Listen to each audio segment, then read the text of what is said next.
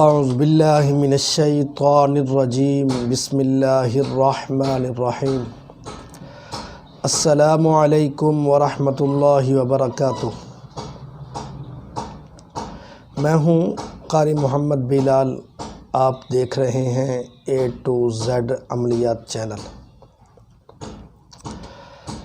جیسا کہ آپ جانتے ہیں، آپ کو معلوم ہے کہ اس چینل کے ذریعے اکثر و بیشتر آپ کو مختلف مسائل، مشکلات، پریشانی کو دور کرنے کے لیے وظائف، عمل وغیرہ بتائے جاتے ہیں۔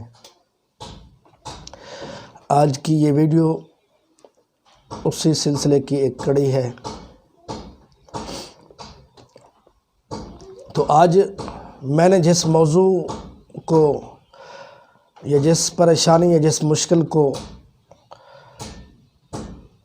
حل کرنے کا وظیفہ آپ کو بتانا ہے، اس کے لیے ایک ویڈیو پہلے میں نے بنائی تھی، لیکن وہ ویڈیو تھوڑی، اس کے اندر جو وظیفہ تھا وہ تھوڑا مشکل تھا، اور اس کے علاوہ جو حضرات جو دوسرے ممالک میں جاب وغیرہ کرتے ہیں، محنت مزدوری کرتے ہیں، ان کو اتنا ٹائم نہیں مل پاتا کہ وہ اس وظیفے کو کر پائیں۔ تو دوسرے ممالک سے بہت سارے دوستوں کی ریکویسٹ پر میں نے یہ ویڈیو بنا رہا ہوں، تاکہ پاکستان میں یا کسی بھی دوسرے ملک کے اندر اگر کوئی بندہ رزق کے حوالے سے پریشان ہے، رزق میں برکت نہیں ہے، تو اس کے لیے یہ بہترین ویڈیو ہوگی۔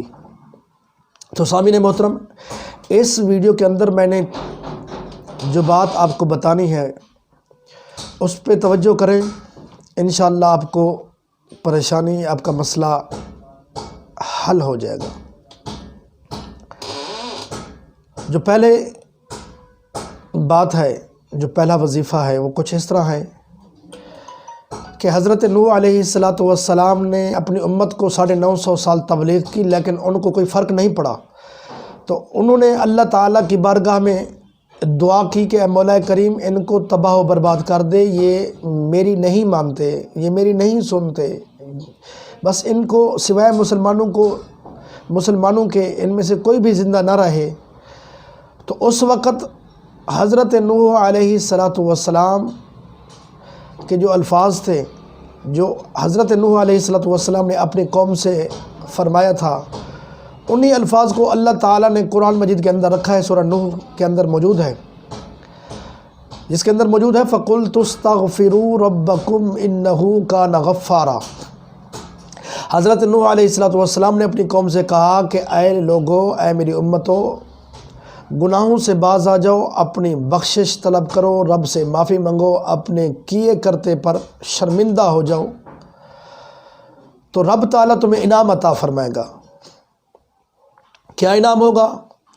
اگلی آیت کے اندر اللہ تعالیٰ نے خود ارشاد فرمایا ہے وَيُرْسِلِ السَّمَاءَ عَلَيْكُمْ مِدْرَارًا، آسمان سے اللہ تعالیٰ نے رحمت کی، فضل کی، انعام کی، رزق کی، دولت کی، مال و دولت کی، باغ و بہار کی، ہر چیز کی بارش فرما دینی ہے۔ اس کے آگے مکمل پھر مزید وضاحت ہے وَيُمْدِدْكُمْ بِأَمْوَالٍ وَبَنِينَ وَيَجْعَلْ لَكُمْ جَنَّاتٍ وَيَجْعَلْ لَكُمْ أَنْهَارًا۔ اس کا مطلب یہ ہے کہ جب کوئی بندہ اللہ سے بخشش طلب کرتا ہے، استغفار پڑھتا ہے، اللہ سے معافی مانگتا ہے، اپنے پچھلے گناہوں پر شرمندہ ہوتا ہے، تو اللہ جل مجدہ اس کو عطا فرماتا ہے، اس کی مدد فرماتا ہے، اس پہ مہربانی فرماتا ہے، اس پہ فضل فرماتا ہے۔ کس طرح؟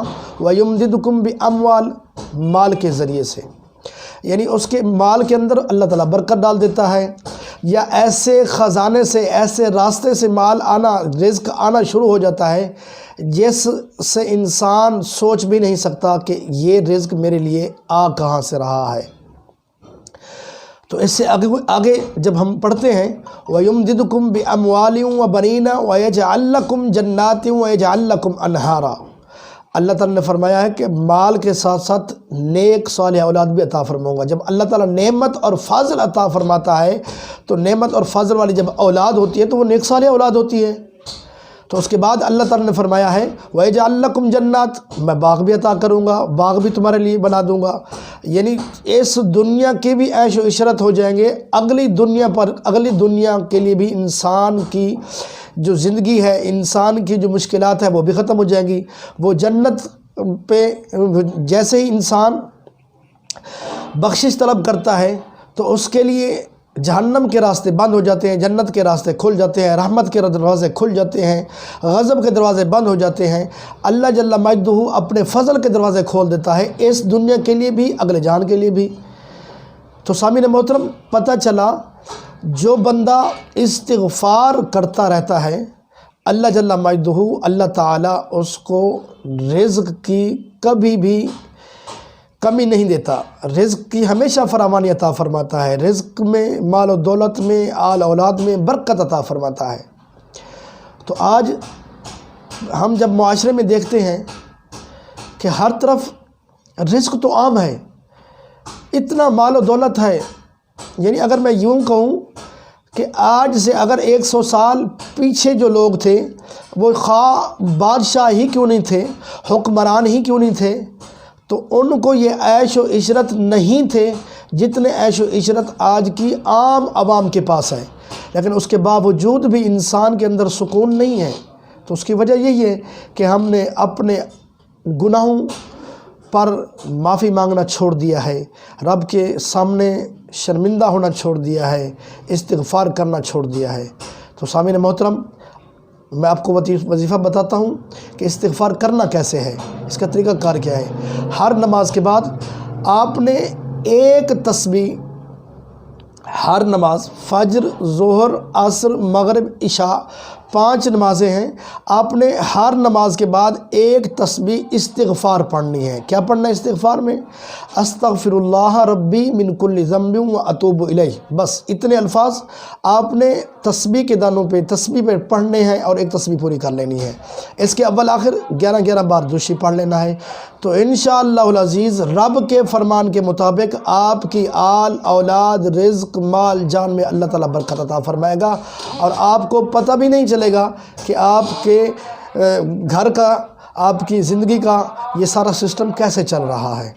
اب آتے ہیں ہم دوسرے وظیفے کی طرف۔ وہ کچھ یوں ہے کہ جب بندہ صبح کی نماز پڑھے، صبح کی نماز پڑھنے کے بعد اس وظیفے کو اگر پڑھے گا جو بھی میں بتانے والا ہوں، تو اس کے مال کے اندر بھی اللہ تعالیٰ غیبی طور پر مدد فرمائے گا، اس کے اندر غیبی رزق عطا فرمائے گا۔ وہ کیا ہے؟ پہلے وظیفہ سن لیں، اس کے بعد پھر میں آپ کو اس کا طریقہ کار بتاؤں گا۔ وظیفہ یہ ہے کہ اللہ جل مجدہ نے 28ویں پارے کے اندر سورہ طلاق کے اندر یہ آیت موجود ہے، وَمَن يَتَّقِ اللَّهَ يَجْعَلْ لَهُ مَخْرَجًا وَيَرْزُقْهُ مِنْ حَيْثُ لَا يَحْتَسِبُ وَمَن يَتَوَكَّلْ عَلَى اللَّهِ فَهُوَ حَسْبُهُ إِنَّ اللَّهَ بَالِغُ أَمْرِهِ الآخرہ، یعنی آیت کو مکمل کرنا ہے۔ تو جب یہ آیت آپ پڑھیں گے تو انشاءاللہ العزیز آپ کے رزق میں اللہ تعالیٰ برکت عطا فرمائے گا۔ پڑھنا کیسے ہے؟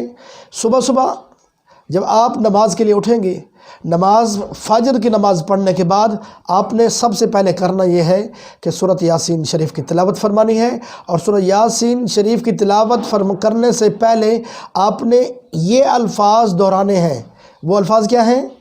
کہ یاسین، برکت یاسین، یاسین رحمت یاسین، یاسین شفا یاسین، یعنی جب آپ یاسین شریف پڑھیں گے، چونکہ یہ قرآن شریف کا دل ہے، تو آپ نے قرآن شریف کے پورے دل کو جب آپ نے تلاوت کرنا ہے تو اس کو شفا سمجھ کے پڑھیں گے، اس کو رحمت سمجھ کے پڑھیں گے، اس کو برکت سمجھ کے پڑھیں گے، اس میں رزق کے اضافے کے لیے برکت سمجھ کے پڑھیں گے، یعنی وہ نیت کر کے آپ نے سورہ یاسین شریف پڑھنی ہے ایک بار۔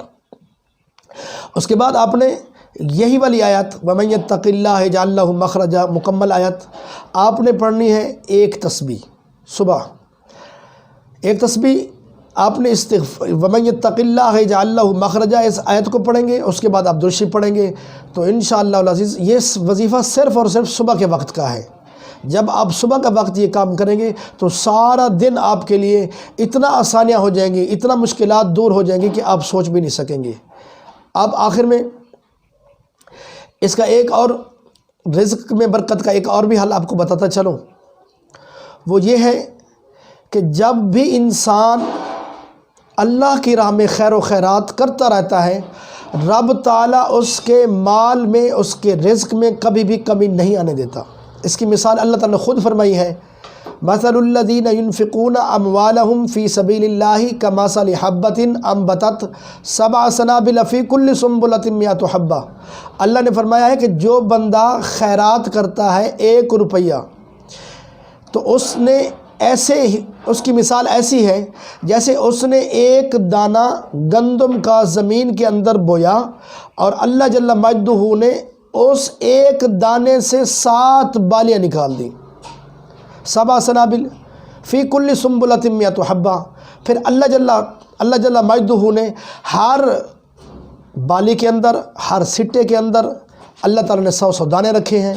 تو گویا کوئی بھی بندہ جب اللہ کی راہ میں کچھ خرچ کرتا ہے، غریب کی مدد کرتا ہے، بے سہارا کی مدد کرتا ہے، تو رب تعالیٰ 1 روپے کے بدلے اس کو 700 روپے عطا فرماتا ہے۔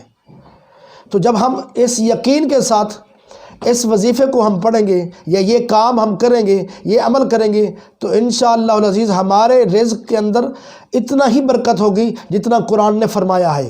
اس کو ایک حدیث سے واضح کر دیتا ہوں۔ حضرت موسیٰ علیہ السلام کا زمانہ ہے، وہ اللہ تعالیٰ مجدہ کی بارگاہ میں ہم کلام کے لیے جاتے ہیں، رب تعالیٰ کی بارگاہ میں جا کے باتیں کرتے ہیں۔